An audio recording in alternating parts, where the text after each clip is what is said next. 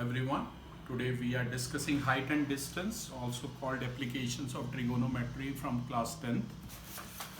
First of all, I would like to discuss the basic of that. Basic is very simple. This is a right angle triangle, PQR, right angle at R as you can see. This is called theta. Suppose you are standing on the ground and you are looking something at the top at point P. So you have to keep your neck so that your eyes can make angle of elevation with point P. थोड़ा सा नेक को पीछे stretch करना पड़ेगा, तभी आपका जो angle आपकी आईज का, आप यहाँ एस पोजीशन पे है, ऊपर की तरफ देखेंगे, कोई ऊपर छत, आप मान लो किसी लेन में जा रहे हैं, किसी लोकेलिटी में जा रहे हैं, गली में जा रहे हैं और ऊपर छत पे कोई खड़ा है, आप उसको देख रहे हैं, तो जो एंगल आपका हॉरिजॉन्टल और उस चीज़ को, जो भी सोर्स को देख रहे हैं बनेगा, वो एंगल ऑफ एलिवेशन है. तभी यहाँ पर ये जो थीटा है, ये थीटा है एंगल ऑफ एलिवेशन. और सेम अगर वही व्यक्ति जो यहाँ पर हाइट पे खड़ा था वो बॉटम पे आपको देख रहा है तो ये एंगल अल्फा है, तो इसे बोलेंगे एंगल ऑफ डिप्रेशन. क्योंकि ये दोनों लाइन पैरेलल हैं, ये भी ट्रायंगल पी एस आर है, एंगल आर 90 है, यहाँ पर इसको मैंने क्यू ले लिया, ट्रायंगल क्यू एस आर है, और ये पी क्यू और एस आर आपस में पैरेलल है, और ये दोनों एंगल जो हैं वो अल्फा हैं, राइट. जैसा कि आप देख सकते हैं ये वाला एंगल भी अल्फा है, तो ये ऑल्टरनेट इंटीरियर से बराबर हो जाएंगे क्योंकि ये दोनों लाइन पैरेलल है. तो ये जो एंगल अल्फा है इसे कहेंगे एंगल ऑफ डिप्रेशन, और ये जो एंगल थीटा है इसे कहेंगे angle of elevation. Exercise start करते हैं.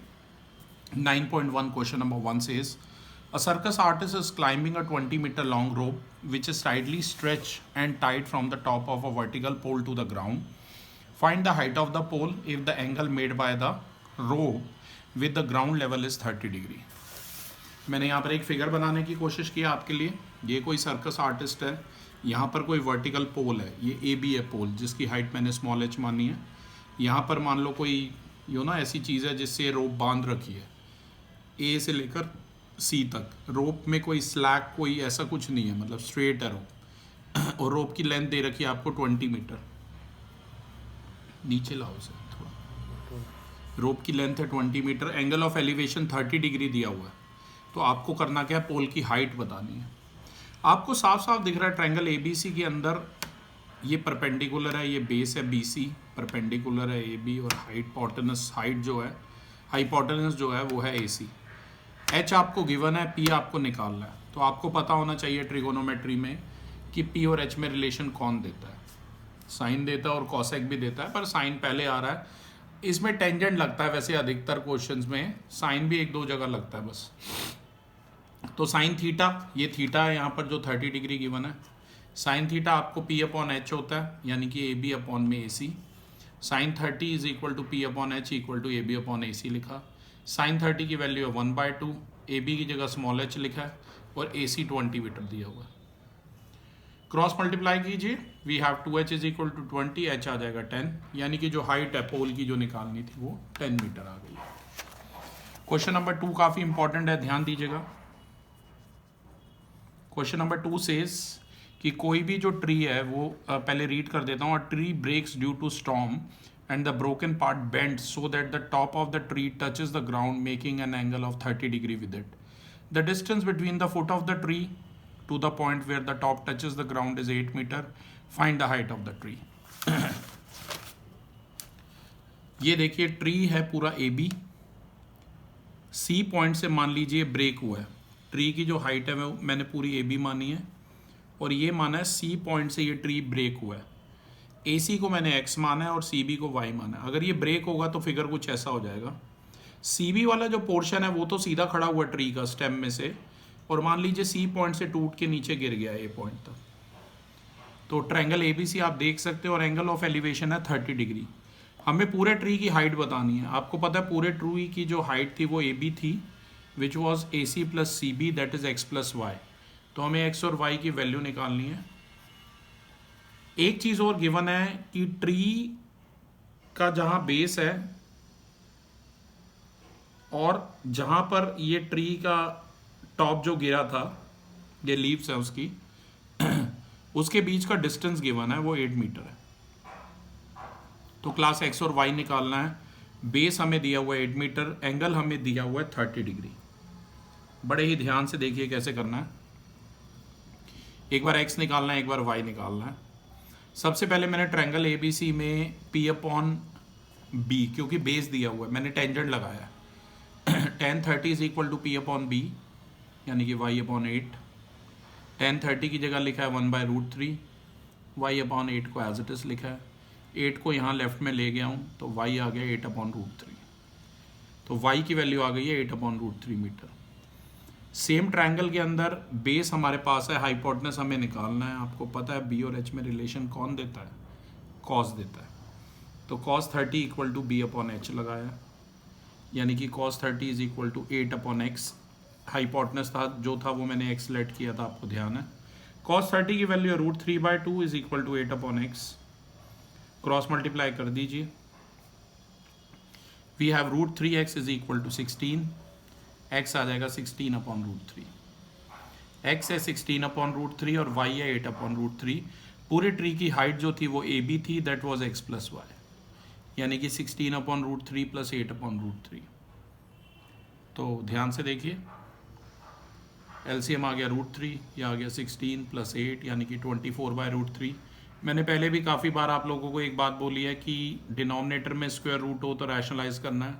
√3 से ऊपर नीचे मल्टीप्लाई करेंगे तो ये हो जाएगा 24√3/3, 3 8 द 24 कट करेंगे, 8√3 आ जाएगा।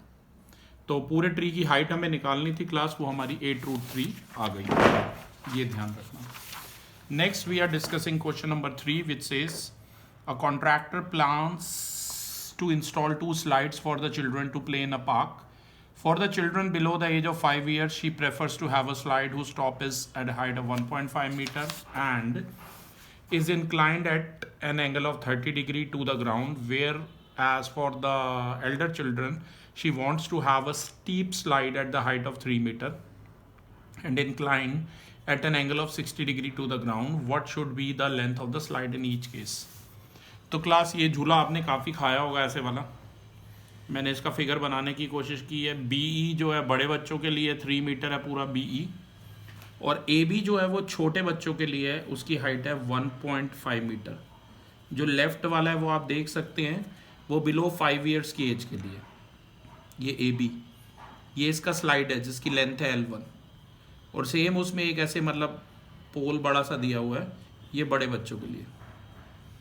एक ही उसमें फिगर बनाने की कोशिश की है, पूरा 3 मीटर है, AB 1.5 है, ये दोनों स्लाइड हैं, ये छोटे बच्चों के लिए 5 ईयर्स से जिनकी कम एज है, और ये this is for the those who have age more than 5 years. तो L1 L2 निकालना है हमें class. L1 is the length of the slide for children below 5 years of age, L2 is the length of slide before above 5 years of age. तो triangle ABC पे focus कीजिए, perpendicular 1.5 है, hypotenuse निकालना है। Angle of elevation यहाँ पर 30 degree. आपको पता है P और H में रिलेशन कौन देता है क्लास? साइन देता है।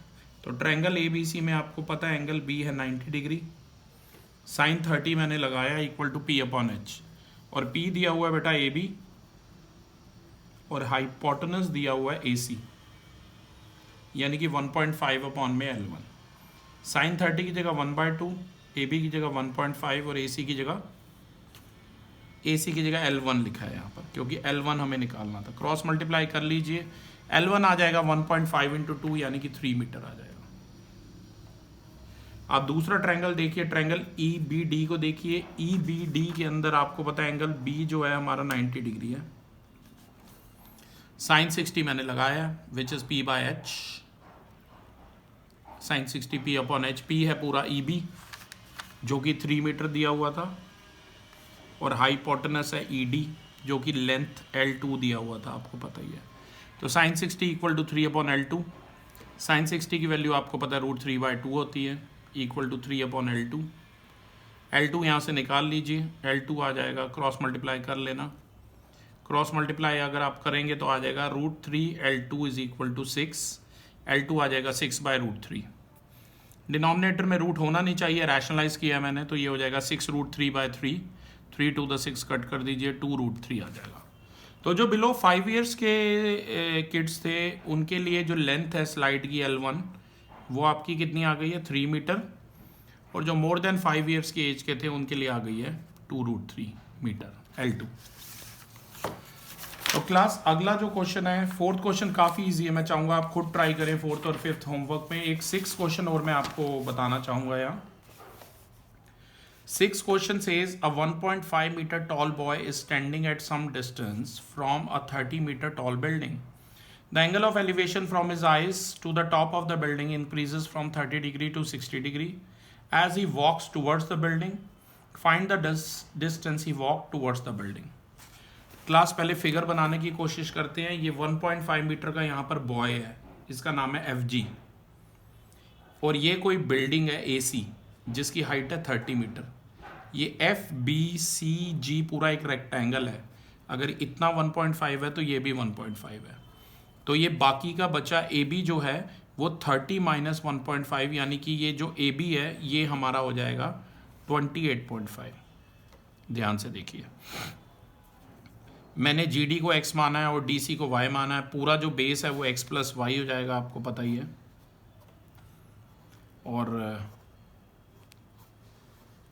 ध्यान से देखिए, क्योंकि FGDE एक रेक्टेंगल है तो FE और GD बराबर होंगी, जो कि ये x है तो ये भी x हो जाएगी। ऐसे ही EBCD भी एक रेक्टेंगल है, अगर ये y है तो ये भी y हो जाएगी। ये बच्चा जब थोड़ा सा यहाँ आगे चल के गया ई पॉइंट तक, जब इसने फिर बिल्डिंग को देखा है तो एंगल ऑफ एलिवेशन चेंज होकर 60 डिग्री हो गया। एंगल ऑफ एलिवेशन के केस में आपको एक बात याद रखनी है, आप किसी बिल्डिंग को देख रहे हैं किसी पॉइंट से, जैसे जैसे आप बिल्डिंग के पास जाएंगे एंगल ऑफ एलिवेशन बढ़ता जाएगा, और जैसे जैसे बिल्डिंग से दूर जाएंगे तो एंगल ऑफ एलिवेशन कम होता जाएगा। सबसे मेन काम है बेटा फिगर बनाना। अगर फिगर ही गलत बनाया तो क्वेश्चन कभी सही हो ही नहीं सकता, इसलिए फिगर पे बड़े अच्छे से ध्यान देना। अब जरा इसे सॉल्व करने की कोशिश करते हैं, ध्यान से देखिए। सबसे पहले ट्रायंगल, यहां मैं सॉल्व कर रहा हूं इसे। सबसे पहले ट्रायंगल ABE के अंदर लगाइए प्रॉपर्टी। ABE में परपेंडिकुलर और बेस में रिलेशन चाहिए तो tan लगेगा, आपको पता है tan 60 होता है P/B। परपेंडिकुलर है हमारा AB और बेस है हमारा EB। tan 60 की वैल्यू आपको पता है √3 होती है। AB हमारा 28.5 आया था, मैंने पहले भी बताया था, और बेस जो है वो हमारा y है। क्रॉस मल्टीप्लाई कीजिए, we have √3 y is equal to 28.5, y आ जाएगा बेटा 28.5 अपॉन √3। अभी इसे इतना ही छोड़ दीजिए, अभी आगे से वैसे अगर इसे सॉल्व करना चाहते हो यहीं कर सकते हो, √3 से ऊपर नीचे मल्टीप्लाई कर दो, तो y हो गया 28.5 √3 अपॉन में 3, फिर इसे कट करिए, 3 9 दा 27, 3 5 दा, तो सॉल्व करके y आ जाएगा 9.5 √3 मीटर। अब इसके बाद ध्यान दीजिए, पूरे ट्रायंगल ABF के अंदर लगाया, ABF के अंदर tan लगाइए, tan 30, जो कि होगा परपेंडिकुलर अपॉन बेस। परपेंडिकुलर है AB और बेस है हमारा FB। AB की जगह 28.5 और पूरा बेस आपको पता है x प्लस वाई था। tan 30 की जगह 1/√3 equal to 28.5 upon x plus Y. x plus Y आ जाएगा 28.5 और y की वैल्यू अगर आपको याद है 9.5 राइट, √3 आई थी, तो x प्लस, ये यहीं पर सॉल्व किया भी हुआ था, x प्लस 9.5 √3 इक्वल टू आ जाएगा 28.5 की मल्टीप्लाई कर लो, ये 28.5 √3 आया था राइट, क्रॉस मल्टीप्लाई के बाद, तो x आ जाएगा 28.5 √3 माइनस 9.5 √3। अगर आप सॉल्व करेंगे तो 28 माइनस 9 19 आ गया, √3 एज ए 19 √3 मीटर आ जाएगा। ये यहाँ पर था, अगर आपको ध्यान हो तो ये क्वेश्चन नंबर 6 ही था। क्लास एक और क्वेश्चन में डिस्कस करना चाहूँगा, क्वेश्चन नंबर 8 इस वीडियो में, पहले वीडियो में। It says the statue 1.6 meter tall stands on the top of a pedestal. From a point on the ground, the angle of elevation of the top of the statue is 60 degree, and from the same point, the angle of elevation of the top of the pedestal is 45 degree. Find the height of the pedestal. Pedestal के ऊपर ही statue बने होते हैं, ये ध्यान से देखिए, इस फिगर को देखिए, इसमें ये जो BC आपको नीचे दिख रहा है ये पेडिस्टल है और इसके ऊपर AB जो है वो स्टैचू है, और स्टैचू की जो हाइट है वो 1.6 मीटर आपको गिवन है। आप D पॉइंट से ऑब्जर्व कर रहे हैं, जब स्टैचू के बॉटम पे देखते हैं तो एंगल है 45 डिग्री, और जब टॉप पर देखते हैं तो एंगल है 60 डिग्री। ध्यान से देखिए, ये जो बेस है इसे x माना है। सबसे पहले ट्रायंगल BCD पे नज़र रखिए, tan 45 लगाया P/B, परपेंडिकुलर है BC और बेस है DC। BC की जगह स्मॉल h और बेस की जगह x आया। tan 45 1 होता है, 1 = h/x, क्रॉस मल्टीप्लाई कीजिए, h और x में रिलेशन चाहिए था, h = x आ गया। आप देखिए पूरा ट्रायंगल ADC टेंजेंट 60 लगेगा। मैंने कहा ना 99% टेंजेंट ही लगता है, सिर्फ एक आध केस में शुरू के न्यूमेरिकल्स में क्वेश्चंस में ये लग रहा था साइन। tan 60 = P/B यानी कि AC/DC, ये लगाया।